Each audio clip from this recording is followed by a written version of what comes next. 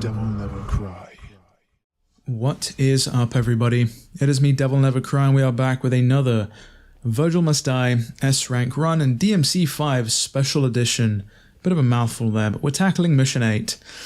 Bit of a long one here, just over 14 minutes. Strap yourselves in, get yourself something to drink, because we're in it for the long haul. And right off the bat, doing something a bit controversial, something that you normally wouldn't do in DMC, and that is, of course, skipping encounters.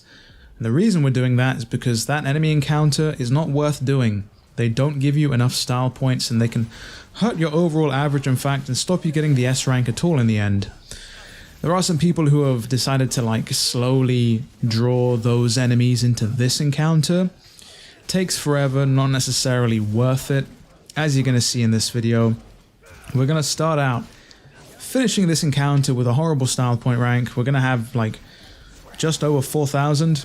You know, and we need over 5,000 if we want to do this without using any continues, and over 6,000 if we want to do this including if we die. Now we're going to get over the 6,000 mark, spoiler alert, it's an S rank guide after all, and we won't be dying, so we're going to have this S rank in the bag basically, as we fight a couple of Antinoras and follow it up with a Fury, which we're going to be making full use of Beowulf's Rolling Blaze feature, which can help automatically parry these enemies' attacks, and of course liberally use World of V, not only because of the invincibility frames and the DT gain we get, but also because of the health gain, which is a big thing with the move, kind of overpowered. Vergil's an overpowered character, he's got an amazing moveset, already know that, but World of V is just the icing on top.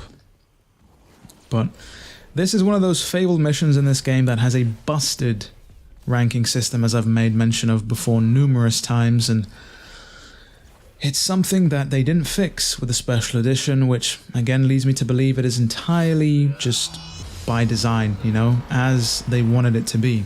There's nothing to fix technically in their eyes.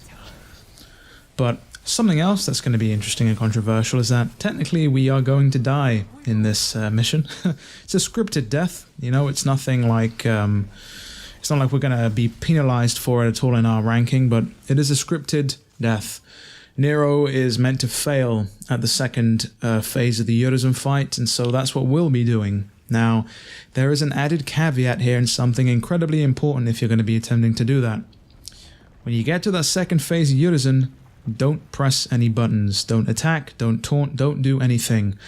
The reason I say that is because if you attack Urizen half-heartedly trying to get yourself killed and you build a little bit of style doing so, you can actually degrade your overall average style points, and that can stop you getting the S rank. However, if you go into the encounter and press no buttons, what that'll do is it won't count as a separate encounter, and so only the first half of the Urizen fight when he's sitting in his chair will count, and those style points will be averaged in. Similarly, when you're, skipping enemy encounters, don't attack them, because technically the game will count that as an encounter and it will drag your average down. So as you see here, I don't taunt, I don't attack, I don't do anything. Just pretend they don't exist. And if you do that, you should be fine. And that's also something you can do in Mission 10, because the Mission 10 Urizen fight in the chair is also a scripted death. So if you go on in there and you don't press anything and you just die, you'll be fine. It won't count as an encounter, and it won't drag your overall average down. Now this is a skippable encounter here. You can see the sinew and the ligaments around the arena just stretching as the weight of the enemies piles up. Now, if you defeat the enemies quickly enough, you don't fall through the bottom of this platform and fight another forced encounter, but that's exactly what we're going to be doing because we need this extra encounter to build our style points back up. Alternatively, you can skip this encounter by just using some platform shenanigans. Very easy to do with Nero and his triple jump and the Gerbera arm, but with Vergil, with limited aerial mobility, not even a bloody double jump or an air hike, you can't do that, so you can't really skip it. Now, you're going to see we're actually using some of the super moves here, and as mentioned before, I'm not spamming them, but when it comes to a mission with a busted score system, You got to take every advantage you can get. And they build a fair amount of style, so that's why we're going to be using them. That's why I suggest you use them as well. As you can see there, we're at 5,500 style points.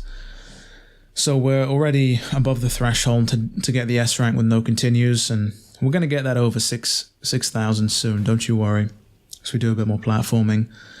But something interesting that I'm not sure if some of you know, a lot of people probably don't know, but this game actually has a waypoint system. Can you believe it? A waypoint system in a DMC game. Who would have ever thought? And the way it works is, if you press and hold down the left analog stick whilst you're not in combat and you're just traversing and moving around through the mission, the game will force the camera to face the direction of your objective of where you need to go. You'll also get this interesting like smoky vignette effect around the screen, and you're going to see it soon, and I'll point it out.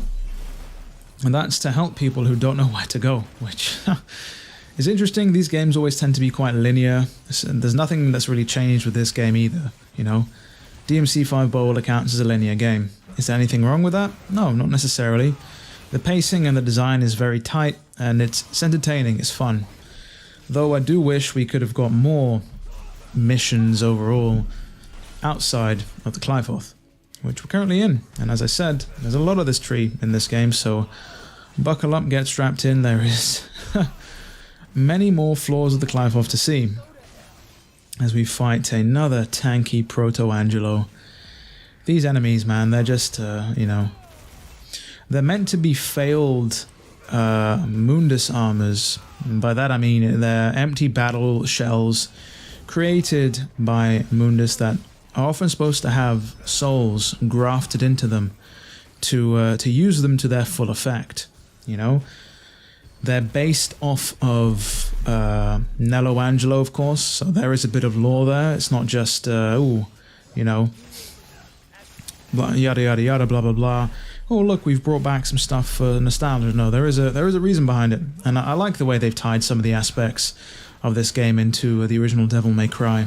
You know, by and large, 3 and 4 and 5, no doubt, were always going to be connected thanks to Itsuno being at the helm, but it's cool to see that they've taken in some rogue elements of DMC1 that were always called into question and kind of tied them into the latest entry, obviously DMC5, as we finish up that encounter quite confidently. And I think this is the point where I don't know where I'm going, so I'm kind of just like, let me use this feature. And as you can see, the camera just kind of pulls us over gently, and we get the nice little vignette effect as we make our way through these bloody capillary elevators, which is disgusting. Can you imagine how just horrible this smells, especially traveling through a tube full of congealed blood? And it's all human blood, by the way, because, you know, this tree has been powered by the blood of humans. Human blood is a conduit for power, which is an interesting aspect of the story, which, you know, leads credence as to why Dante, Vergil, and Nero are just a lot more powerful than any old standard full-blooded demon.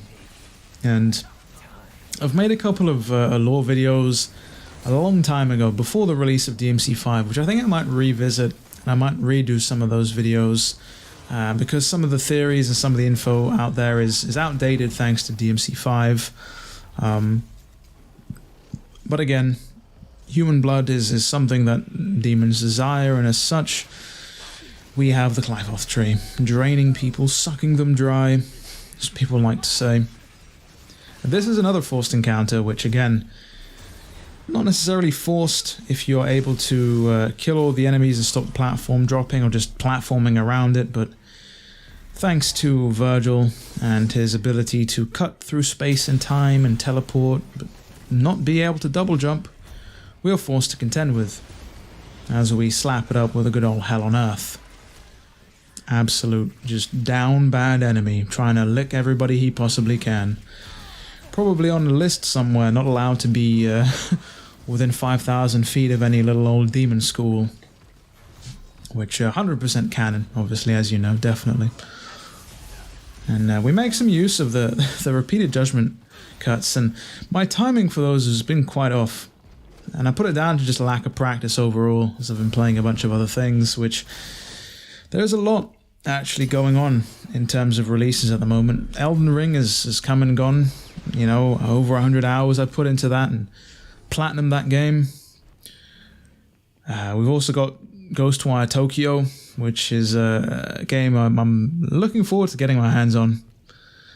And just other such stuff in the backlog, like Sifu I still need to play. Project Triangle Strategy, which is a peculiar name for a video game, but it is what it is, you know. DMC at one point was going to be known as Carnival with a K, until Kamiya had to be talked out of it. Along with, you know, not having a jump in an action game, which thankfully is not the case with DMC. And subsequently so, the little biplane in DMC 1 is actually known as Carnival, and there's even a track on the soundtrack known as Carnival. So all sorts of throwbacks to that decision and that fateful day when they changed the name. So we're just absolutely decimating these DMC2 goats. The one enemy that is to bring back along with the flame bats. But we got a nobody here trying to join in on the party. Take it out immediately. They can actually spawn in more nobodies, as I've reiterated numerous times, because it is an important feature. Of course, if you're running low on style points, go right ahead, let them spawn more in, but you don't want things to drag on longer than they have to.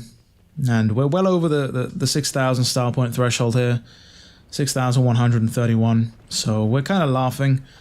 Got another intriguing platforming section. Again, I'm not quite sure what this elevator is supposed to be, you know. It looks somewhat like lava. It's obviously not, though. You're in a tree. Tree can't have lava in it. Maybe a demonic tree can, surely. It's probably flame and heat resistant. But you have Cavaliere Angelo, which is another Angelo shell, which they put Trish into, obviously. And I wonder if we're going to get any more Mundus throwbacks in the next DMC game, whatever installment that may be. DMC 6 maybe, who knows, 2030 at this rate. We hope not, but you can never know. And we're back, and we have the classic violin theme, I believe titled The World is Screaming, which, interesting name. Iconic track, I say, because it's kind of what you hear as you make your way up to Urizen in the prologue. You know, and we come across these fateful doors yet again, and we have thrown Urizen here, and I make a bit of a mistake here, I'm not going to lie. So, there is an incredibly easy way to break this shield, and that is hitting it with one deep stinger.